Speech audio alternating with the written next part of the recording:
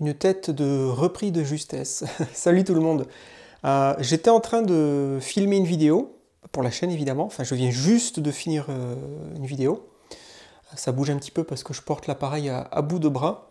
Et en fait, au moment d'arrêter ma vidéo, une idée m'est venue. Je me suis dit, tiens, ça pourrait peut-être vous intéresser de voir en fait l'envers du décor, c'est-à-dire tout ce que vous ne voyez pas dans le champ de la caméra. Et en même temps, je sais qu'il y a pas mal de youtubeurs manga qui suivent ma chaîne, beaucoup de collègues, jeunes et moins jeunes, et je me suis dit que peut-être ça pourrait les aider aussi, leur donner des idées par rapport à la question de la lumière, du son, comment se positionner, etc. Alors bien sûr, je dis ça très très humblement, hein. Je suis pas Spielberg, mais quand même, en plus de 6 ans, j'ai appris pas mal de choses au niveau de, voilà, encore une fois, la question de la lumière, du son, comment se placer, etc. Des bouts de ficelle qui coûtent pas forcément une fortune, mais qui peuvent aider au fil du temps à améliorer la qualité de ces vidéos, au moins sur le plan technique. Et puis, comme je le disais, peut-être que voir un petit peu l'envers du décor, ça pourrait tout simplement vous intéresser. C'est vrai que c'est quelque chose qu'on voit assez rarement finalement. Bon bref, donc en fait normalement ce que vous voyez, ça ressemble à peu près à ça, parce que là l'appareil il est au-dessus de son trépied. Voilà. Et donc la magie du cinéma, voilà, l'envers en fait, ce que moi je vois, moi c'est ça que je vois en fait, hein. Donc ici vous avez un trépied évidemment, voilà, avec ma tablette que j'ai accrochée. Alors donc, on commence avec les petits conseils. Je conseille vraiment d'investir, si vous le pouvez, au fil du temps, dans un trépied qui tient vraiment la route, un truc relativement pro. Au début, quand j'ai commencé mes vidéos, j'avais ce trépied-là, que j'ai toujours, voilà, qui est aussi un trépied d'appareil photo. Sauf qu'il y a une énorme différence de qualité. Ça, c'est un truc qui va vous coûter peut-être 20 ou 25 euros sur Amazon. Et celui-là va être 3 fois le prix. L'énorme différence, c'est la qualité, c'est la robustesse. C'est-à-dire que celui-là, comme on peut le deviner, il est très facile de le faire tomber. Il pèse rien du tout. Même un coup de vent, je pense qu'il pourrait tomber par terre. Ce qui n'est pas du tout le cas de celui-ci. Celui-ci peut se monter beaucoup plus haut. Donc il peut être largement à la même hauteur que mon visage ou même plus.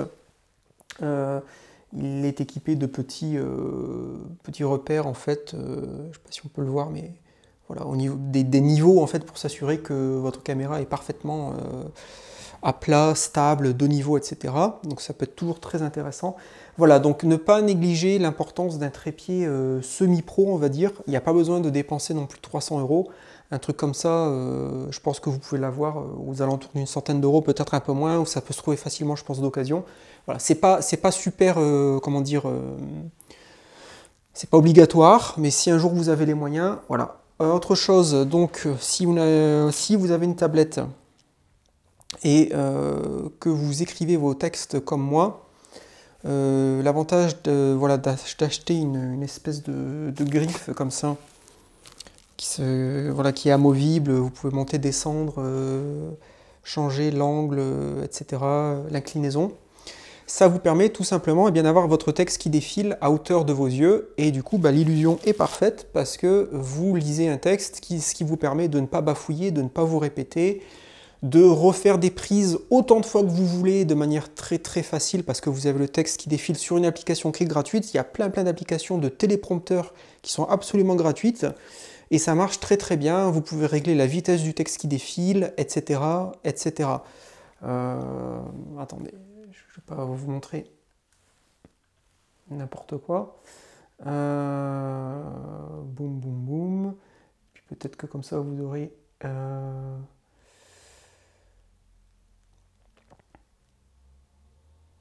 Voilà, donc ça vous permet de faire des choses comme ça et d'avoir un texte qui va défiler. Boum. Voilà. Ce qui est très très pratique. Donc ça c'était ce que moi je vois. Ensuite, ici vous avez une lampe box. C'est ma lampe. Attendez, si j'éteins ça marche mieux peut-être. Voilà. Alors au niveau des lumières, ce que j'ai appris au fil du temps, parce que pendant très très longtemps j'avais qu'une seule lumière, et comme comme un gros débile, je me la mettais pile en face, c'est-à-dire que la lumière elle venait s'écraser sur mon visage, donc ça fait une lumière, déjà que j'ai le teint très très blafard, je suis désolé, j'arrête pas de regarder le retour caméra, c'est pas bien. Donc la lumière, essayez d'en avoir au moins 2, voire 3, voire 4. Pourquoi? Parce que vous avez une lumière en fait sur votre gauche ou sur votre droite, qui est une lumière diffuse, et puis sur votre droite, donc là on a la tablette, et à ma droite, je rajoute une petite lumière. Voilà. Essayez d'avoir une lumière un peu plus chaude et qui va être dirigée sur votre visage. Du coup, vous avez cet effet. Voilà. Et en fait, l'avantage d'avoir, si vous voyez mon visage notamment, vous voyez bien qu'il y a un côté de mon visage qui est plus éclairé, qui est plus lumineux que l'autre.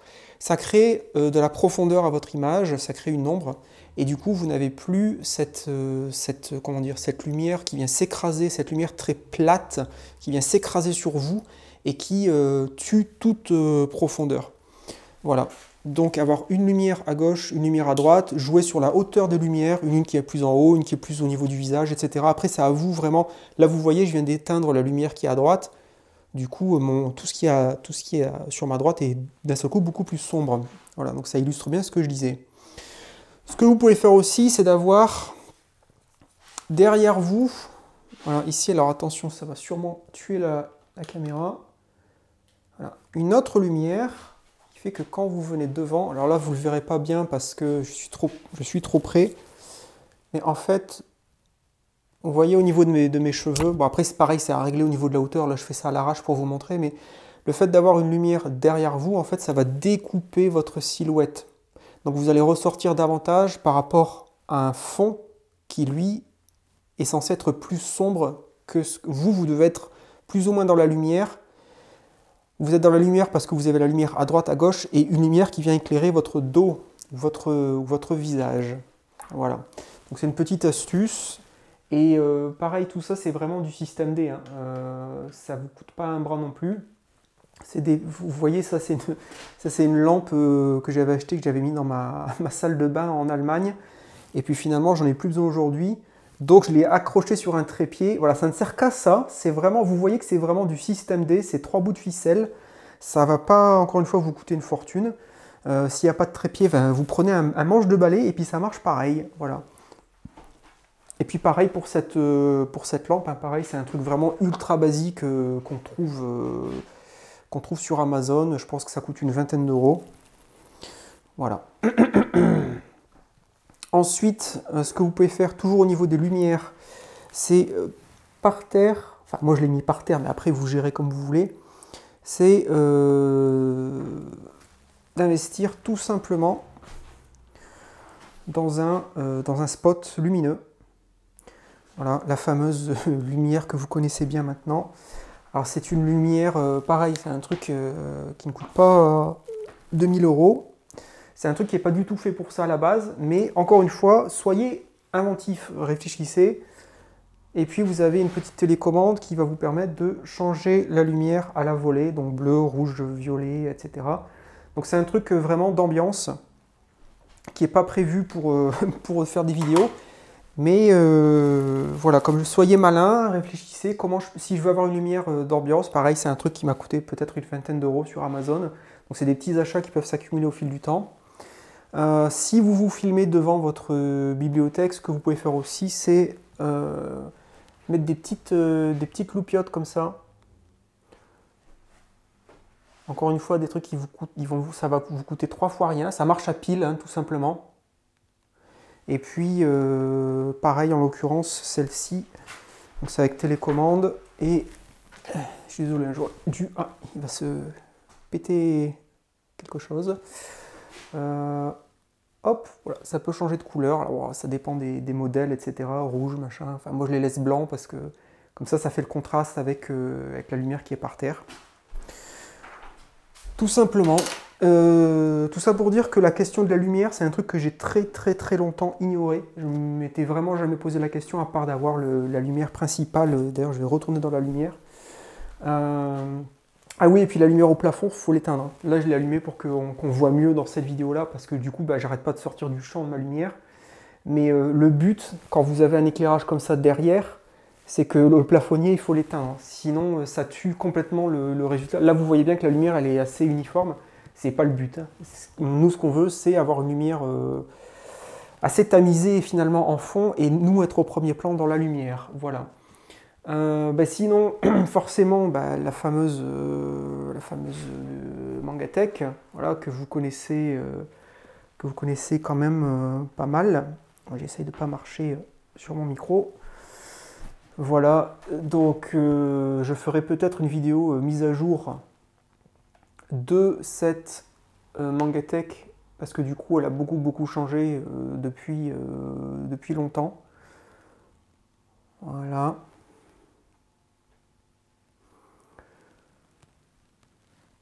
Je ne sais pas si vous voyez grand chose à la caméra, mais là c'est pas le but de toute façon de rentrer dans le détail, hein. C'est vraiment pour vous montrer un petit peu la revue des corps, en sachant que tout ça ici, là, tout de haut en bas, c'est ma palle, c'est la palle de la honte.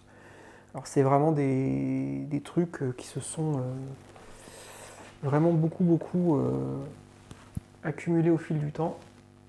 Là, ça fait hyper sombre. Attendez. Voilà. Donc vous avez des trucs comme la vis, le marais, la promesse, Cornigule, Barbara, Ayako. Vous avez les Kamimura lorsque nous vivions ensemble, beaucoup de black box ici, Sunny de Matsumoto, le fameux Devilman, il est là, de Gonagai. Voilà. Donc beaucoup de choses à lire et à vous présenter à l'avenir. Ah oui, le micro, j'espère qu'il n'est pas tombé. Est-ce qu'il est... Ah oui, il est là. Petit micro cravate, pareil, toujours très utile d'en avoir un. Alors j'ai d'autres micros hein, que je pourrais utiliser, j'utilise tout ce qui est voix off, c'est pas ça que j'utilise. Le gros avantage de ça, c'est que si vous avez l'appareil qui est compatible, eh bien il est directement branché dessus, ce qui fait que au montage, ça vous gagnez du temps, puisque vous n'avez pas deux fichiers, mais vous en avez qu'un seul. Le fichier son, il est collé au fichier vidéo. Voilà, donc pour faire des vidéos comme ça, c'est beaucoup plus pratique. Encore une fois, ça dépend si votre appareil peut gérer ça. Voilà, écoutez, je ne sais pas quoi vous dire d'autre. Peut-être une vision globale du truc. Alors quand je vous disais que quand je parlais de système D, etc., vous voyez bien que par exemple ici, cette fameuse lampe qui est dans mon dos, pardon, pour faire en sorte qu'elle soit relativement à la hauteur de mes épaules, elle est sur des boîtes, les boîtes coffrets DVD du Seigneur des Anneaux. Voilà. Donc j'insiste vraiment là-dessus, mais c'est pas toujours une question de moyens financiers, hein, d'augmenter la qualité de vos vidéos. C'est aussi avoir, savoir un petit peu être malin tout simplement. Et voilà, et se dire comment je peux faire pour améliorer la qualité du son, changer un petit peu l'éclairage, faire en sorte que ce soit plus sympa pour mon public, etc. Voilà, donc comme vous le voyez, beaucoup de tomes en retard. Voilà, Maison Ikoku, je suis en retard sur énormément de séries, tout simplement parce que j'ai plus les moyens d'investir vraiment dans les mangas. Donc heureusement que j'ai une palle très conséquente, le fameux bateau de Thésée. Wet Moon, tome 1 et 3, parce que le tome 2 est introuvable. Donc peut-être qu'un jour, s'il y a quelqu'un parmi vous qui veut me vendre le tome 2 de Wet Moon à un prix sympa, bien n'hésitez pas. Ici on a un Dracula que j'ai lu, mais je l'ai laissé dans ma palle. Alors certains titres en fait de ma palle, je les ai lus, mais je les ai laissés dans ma palle parce que je veux les relire pour pouvoir vous en parler. Parce que c'est des titres que j'ai trouvé intéressants, mais une seule lecture n'a pas suffi.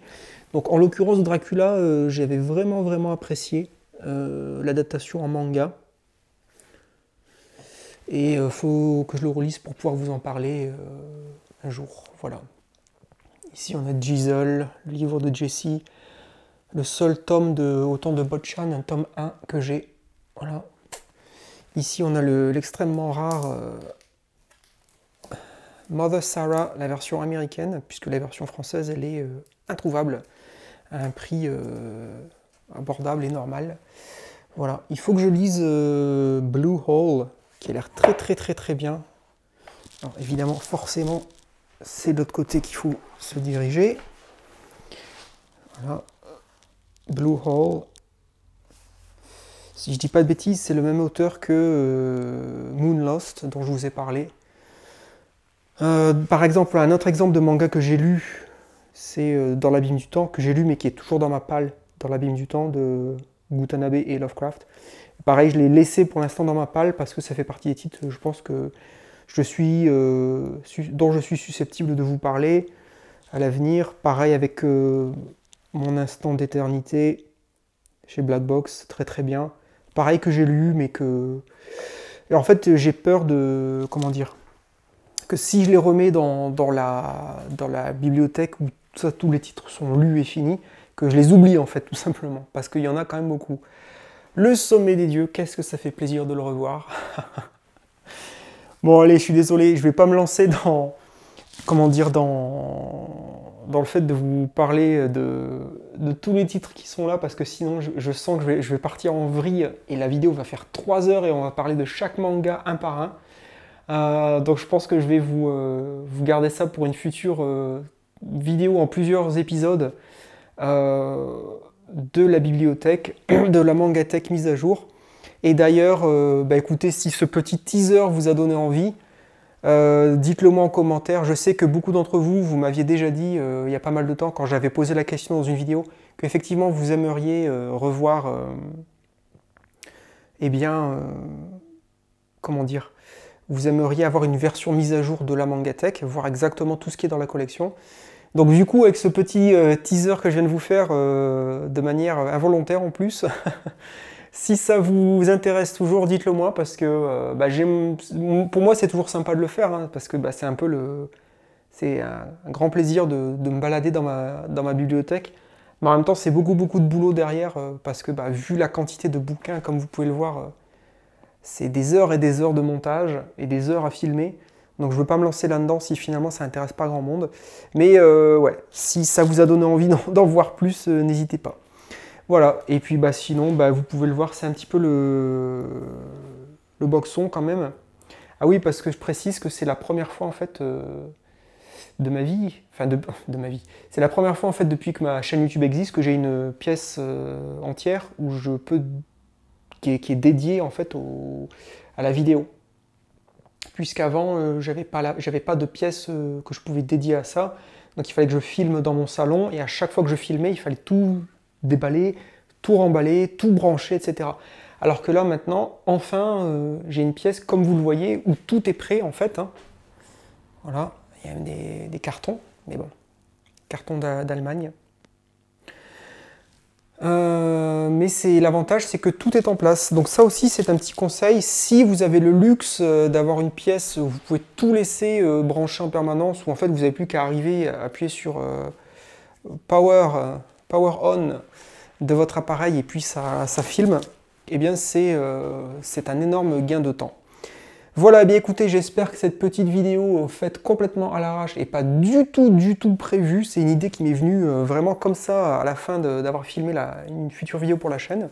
J'espère que ça vous aura au moins intéressé, que ça vous aura donné des idées si vous êtes youtubeur ou pas, et puis que ça vous aura fait peut-être sourire de voir un petit peu l'envers du décor. Voilà.